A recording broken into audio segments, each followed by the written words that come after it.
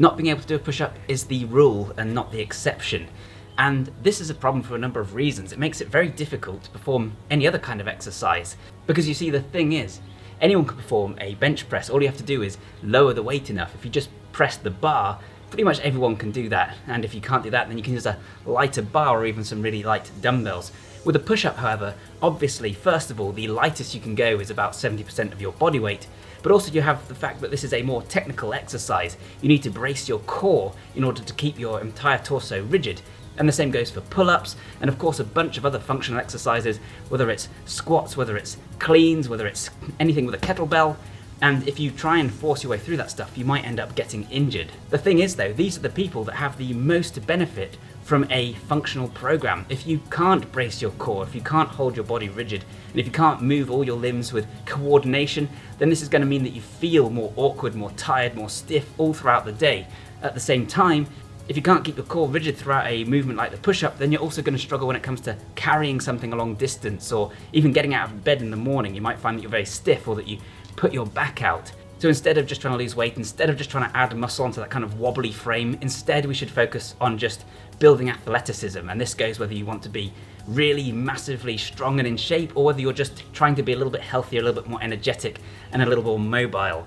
But of course the problem is, where do you start if you can't do a push-up? I do have the Batman Begins program on the website, and I do of course have the Level 0 as part of my super functional training program, but both of these still involve push-ups and that very basic level of strength. So in this video I'm going to talk you through some exercises you can do to build stability, coordination and core strength, and to at the same time burn some fat and tone some muscle. And you don't need any equipment, you don't need any experience, and if you can't do a single push-up or pull-up, that's absolutely fine. For this beginner functional workout, we're going to be taking a mostly bodyweight calisthenics approach. You don't need any sandbags, any medicine balls, battle ropes, anything like that. All that stuff is great, but A, it can be tricky when you're starting out, and B, if you don't have this stuff, then it's not going to be much use to you. Everything we're going to do involves just our own body weight, and that's actually perfect for building functional strength and performance, as long as you're using it in the correct way. We can work on things like stability, on rotational strength, on balance, on mobility, and all these things are going to help to make us injury-free, more energetic, and better movers. So there's really no excuse not to get stuck in with functional training, because you literally don't need any equipment. We're also going to be taking something of a circuit approach with limited rest times, which will help with metabolic conditioning, basically improving our work capacity so we don't tire out as quickly. That's one of the big problems that a lot of people have, is that even if they've got the strength throughout the day, their core tires out, their legs tire out, and that's when accidents happen. So building that strength over time and the ability to continuously exert force is really useful. At the same time, building our work capacity will let us train harder in future, and at the same time it will of course help us to burn calories, especially because we're combining cardio, higher rep ranges, faster movements with a bit of resistance training. There are going to be harder and easier variations for everyone along the way, so don't worry if there's anything that you can't do. We'll deal with that as we come to it. I'm going to talk you through all the movements, show you how to do them, tell you how many sets and reps to do, but I'm not going to do it all in real time for you to follow along with. I can do that in future if that's something people would like to see. Let me know in the comments down below, but it'll be a very long video. I think it'll be quite boring. More useful to just get the information, and if you want to get the full program written down, then head over to my website where you can find it. So many people struggle to do a push-up or a pull-up, but it might surprise you to learn that a lot of people also struggle to do a sit-up. And by the way, I just want to make absolutely clear that that's absolutely fine. Like I say, it's normal. As we get older, these things become more difficult. Many of us have inactive lifestyles, or we're just so busy we don't have time to train, and the way you sit all the time means that you're so unfocused on your core or moving your body in that way that it's easy and normal to lose that kind of control, and you shouldn't feel bad about it. But the good news is that you can get it back very, very quickly, and that this is the missing piece of the puzzle that will make all those other exercises easier. So yeah, a lot of people struggle to do sit-ups, and they might find it uncomfortable sitting on the ground, like their back digs in, etc. So we're going to start this workout with an alternative that anyone can do. All you need is a chair, even a sofa will do. Sit on the edge and then just raise the legs like this. And we're going to aim to do 30 like so. And what this is doing is it's training the core, the abs, but in a way that doesn't require you to be lying on the ground or moving your body up, which some people also find hurts their backs. Now, the temptation with a movement like this is going to be to raise the legs using the hip flexors more than the core. So when you raise your legs like this, that's not actually training the core at all, it's training the legs. What you have to do is to try and get just a little bit of a crunch at the top if you can by curling it up. Now, like I say, we're going to be trying to do 30 sets of those, And if you can't do the full 30, then just take a short time out, keep it as brief as possible, and then carry on. Or you can make it easier by raising just one leg, making sure to do the same thing on both sides. Keep the other one off the ground a little bit if you can. And if you find it too easy, conversely, then you can make it a bit harder by lifting something like a medicine ball, or even just, you know, a book or a backpack with a few things in it up towards your chest by clenching it in between your feet and pulling it up like that. So we're starting off with 30 of those completed as quickly as possible. Then there's going to be a 30-second rest time, and then we're going to move on to the next exercise. Okay, next up is air squats. Absolutely classic movement. Everybody knows how to squat, or at least everyone should know. Again, a lot of people can't get into a resting squat position, and that's simply through sitting so much, which gives you those tight hip flexors and can lead to all sorts of problems such as an anterior pelvic tilt. We want to get the mobility back this way. At the same time, we're going to build some strength in the legs. But don't worry, to begin with, if you can't squat all the way down into a deep squat, ATG, ass to grass, it's absolutely fine just to go down as far as you can and back up. Try and keep the back straight as you do this. Try and sit straight down. Feet slightly shoulder width apart. Just do what you're comfortable with. And if that means going just to 90 degrees, then hey, that's absolutely fine as well. We're so used to hearing that we need to push ourselves as much as possible, you know, no pain, no gain, this kind of idea, in order to get a response. But the truth is that to begin with, what's most important is just enjoying it, getting used to those movement patterns, and not pushing yourself too hard, because it's counterproductive at the end of the day. So do what you can, aim to make this a regular thing. And by the way, I recommend you do this workout about 3 times a week. Again, you may find that 30 squats in a row is a little bit too hard or too easy. If it's too hard, then an easy variation you can use is to hold on to something and then to use your hands to slightly help raise yourself each time. If it's too easy, then try holding a weight in front of you, such as a light kettlebell. This is perfect because it trains anti-flexion, meaning that you can't bend your body forwards. This is the same trait you need anytime you pick up something heavy if you want to avoid hurting your back or falling on your face, so it's a handy thing to have. Okay, next up we're doing high knees, which just look like this, like you're running on the spot. And we're going to do 30 on each side of these. And what these are doing, they once again train the hip flexors to an extent because you're bringing up those legs just as you do when running. But at the same time, the aim is to bring yourself to a nice steady balance after each one of these. And what that's going to do is to improve your hip stability. And the reason that's important is because when you start running long distances in particular, it can help to prevent an injury. What you can do instead, if there's any risk of hurting yourself doing that to begin with, is to just place the foot down and bring it up and focus on balancing. And this will very quickly get you sturdier and more stable on your feet. This is also a good chance to record yourself and watch yourself back and to look at how you're performing. If you notice yourself wiggling more on one side than the other, then that might point to some kind of weakness. Likewise, if you notice that you have valgus knees, or if you're feeling the pressure more on the inside of your foot, this can all be useful information to take to a coach or to a physiotherapist to improve your posture, your technique, and to thereby further reduce the chances of injury. And of course, if you can't do that, then you can just hold on to something to help yourself balance as you raise and lower the leg. Again, we're aiming for 30 on each side. And next up is punches. What we're going to do with these punches is try and put our hips into them slightly, just slightly rotating the body as we punch. We want to go nice and sharp and crisp. And this is actually something you need to work on for the whole thing, because it's so much better to do push-ups that are sharp and powerful, but just a few of them, than it is to do lots of really slow, awkward ones. We're trying to become more explosive here, more athletic, which is going to help us through all the other exercise we do. But the real reason I like these punches, and I put them in here, is because they just include a very slight rotational element, which is something that's missing from so many workouts. And it's very slight, but it's enough to just get the obliques slightly involved, and that's something that you can build on in future as you start to progress further in your functional training. Oh, hello there. So I'm in this compromising position, ready to show you bird dog. So this is an exercise where you're on all fours and you lift one arm and the opposite leg at the same time, stretch them out ahead of you. But this will work your mobility. At the same time, it builds coordination because it's a contralateral movement, using your right arm at the same time as your left leg.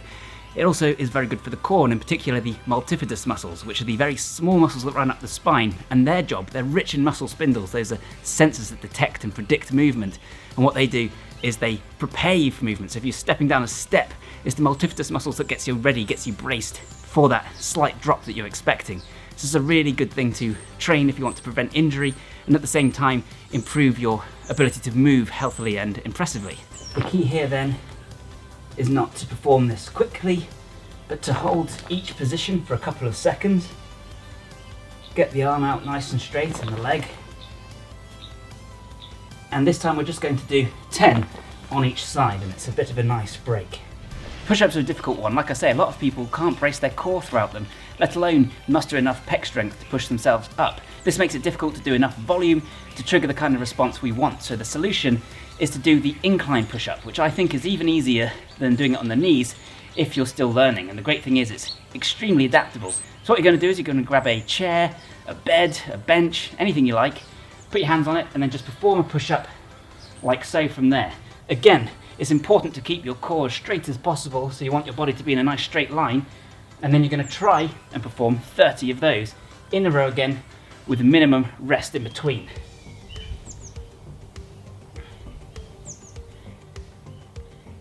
And once again, if it's too easy, then all you need to do is lower the height, and if it's too difficult, increase the height. And to do that, you can push yourself up against a wall even, so barely any weight on there at all, but just practicing that movement and practicing keeping the core nice and straight. And then we're doing skater hops, and all you're going to do for this is jump from side to side, tap behind, jump to one side, tap behind.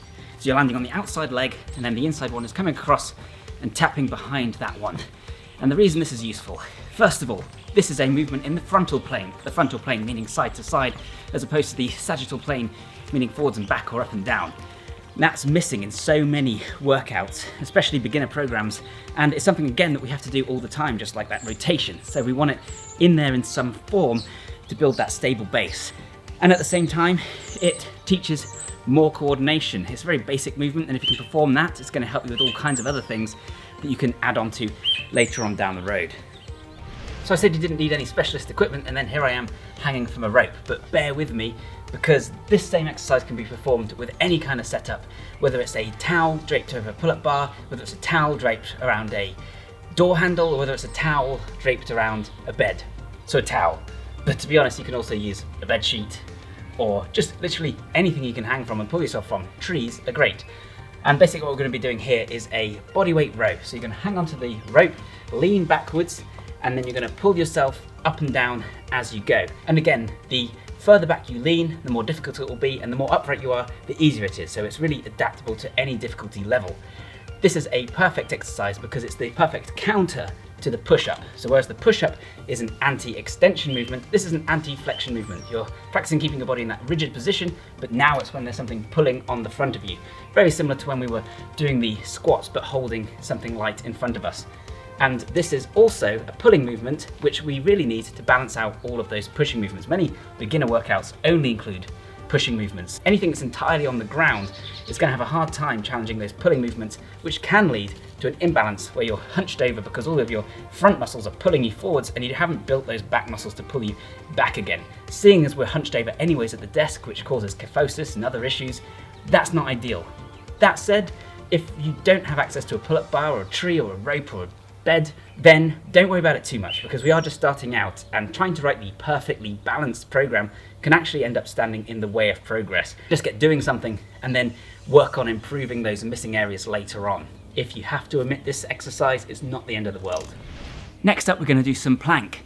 And plank is something that's very misunderstood by a lot of people.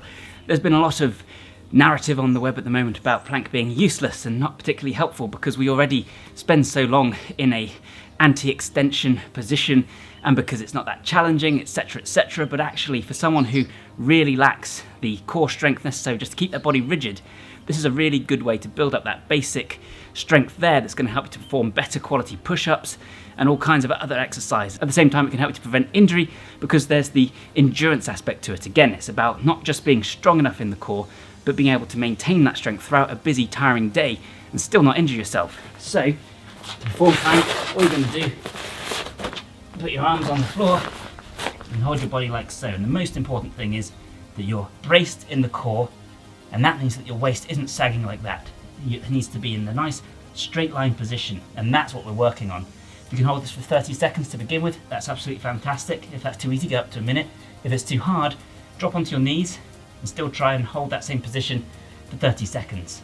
And this is where I'm going to share a really useful tip for all of these exercises, and that's the mechanical drop set. If you can do something, but you can't do it to the volume or for the duration that I'm prescribing here, then what you need to do is perform the most difficult version for as long as you can, then switch immediately to the easier version. So for instance, if you can do plank for 10 seconds, but you can't do it for 20 seconds or 30 seconds, then all you need to do is to get into that position to start with, and as soon as that starts getting tiring, just drop to your knees and continue.